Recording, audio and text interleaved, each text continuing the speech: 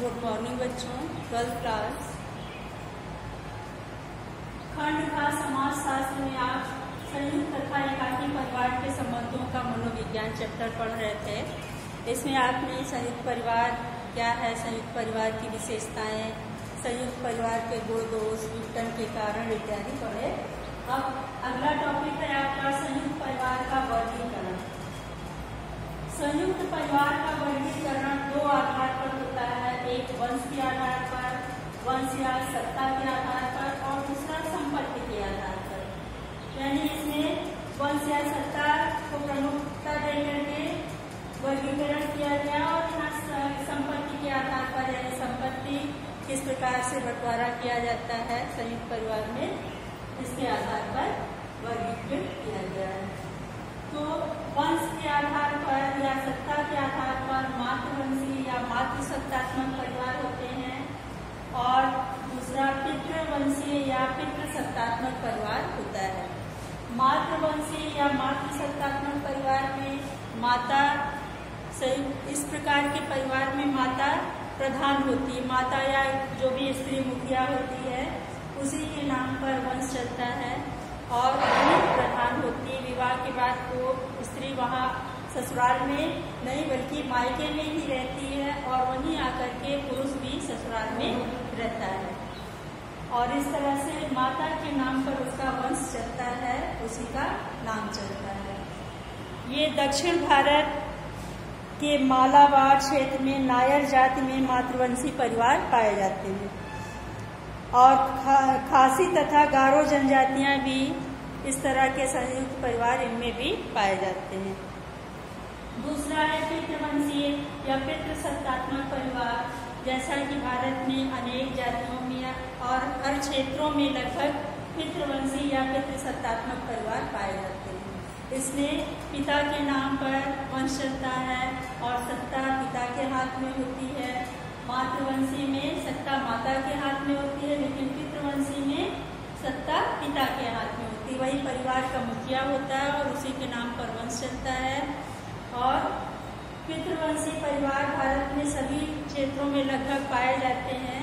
इसमें शादी के बाद स्त्रियां ससुराल आती हैं और पति के घर में रहती हैं, जबकि मातृवंशी में लड़का ससुराल में जाकर के रहने लगता है। इस तरह से इसमें अंतर है। अब संपत्ति के आधार पर दो प्रकार के परिवार पाए जाते हैं, मिताक्षरा संयुक्त परिवार और रायभाग संयुक्त परिवार। मिताक्षरा संयुक्त परिवार की कुछ विशेषताएं हैं। इन परिवारों में पैतृक संपत्ति पर जन्म से ही पिता के समान पुत्रों का भी अधिकार होता है। जैसे बच्चा जन्म लिया तो उसके पिता का जो अधिकार है दादा की संपत्ति पर, वो बच्चों का भी उसमें अधिकार हो जाता है। और एक उत्तराधिकारी अथवा संपत्ति के हिस्सेदार की मृत्यु के बाद उसका हिस्सा उसके अन्य संबंधियों को प्राप्त हो जाता है। यदि मृतक का कोई पुत्र, पौत्र या प्रपौत्र जीवित होता है तो उसको वो हिस्सा प्राप्त हो जाता है।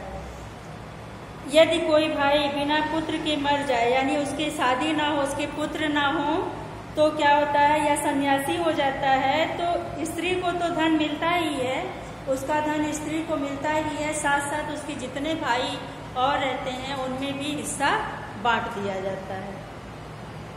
मिताक्षरा के अनुसार एक पुरुष वंशज को ही उसकी संपत्ति में अधिकार मिलता है, स्त्री को नहीं। भले ही वह मृतक की माता या स्त्री क्यों न हो, लेकिन पुरुष को ही उसका पूरा संपत्ति का अधिकार मिलता है। लेकिन सन 1937 में हिंदू स्त्री का संपत्ति अधिकार अधिनियम के अनुसार मिताक्षरा प्रणाली में परिवर्तन कर दिया गया। अब कोई हिंदू उत्तराधिकारी अथवा संपत्ति के अधिकारी के मरने पर उसकी पत्नी को उसका अधिकार प्राप्त होता है। सारी संपत्ति की हकदार अब उसकी पत्नी होती है। वह केवल उसका उपयोग कर सकती है, लेकिन बेच नहीं सकती है कि संपत्ति को बेच दे।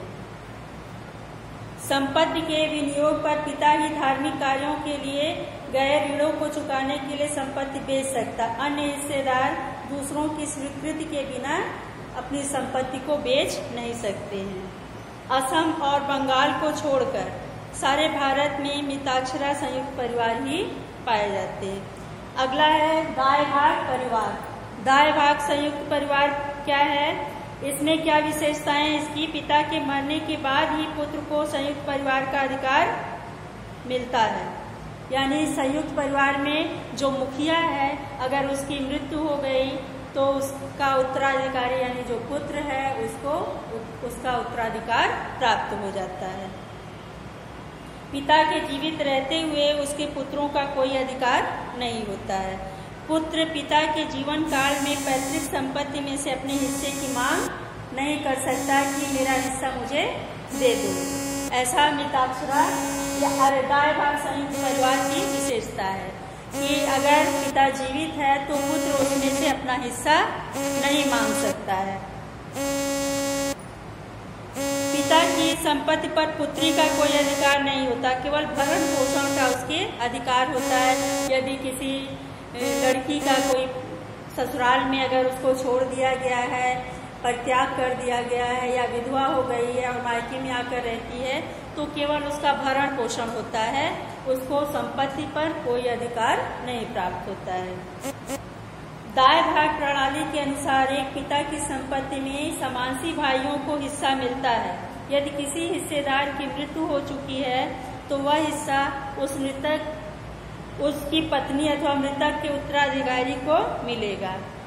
यानी अगर कोई भाई मर गया है, उसमें से उसकी मृत्यु हो गई है तो उसकी पत्नी को उसका अधिकार, संपत्ति का अधिकार मिलेगा। दाय भाग संयुक्त परिवार केवल असम और बंगाल के कुछ क्षेत्रों में पाए जाते हैं। अब संयुक्त परिवार के संबंधों को मजबूत बनाने के लिए कुछ उपाय।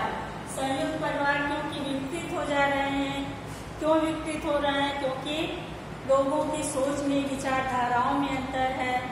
बड़े बुजुर्ग का कहना कुछ और है और आज के नवयुवक युवतियां कुछ और कहते हैं, इसलिए संयुक्त परिवार टूट रहे हैं। तो संयुक्त परिवार के संबंधों को मजबूत बनाने के लिए परिवार के मुखिया को चाहिए कि वह निरंकुश शासन न लगाए, सभी को अधिकार दे, कुछ स्वतंत्रता दे, जिससे वो अपने व्यक्तित्व में बाधा उनके ना आए और अपने व्यक्तित्व को पूरी तरह से विकसित कर सकें। दूसरी चीज ये कि स्त्रियों को आपस में प्रेम से रहने के लिए संयुक्त परिवार का लाभ बताते रहना चाहिए कि संयुक्त परिवार में रहने से क्या लाभ होता है।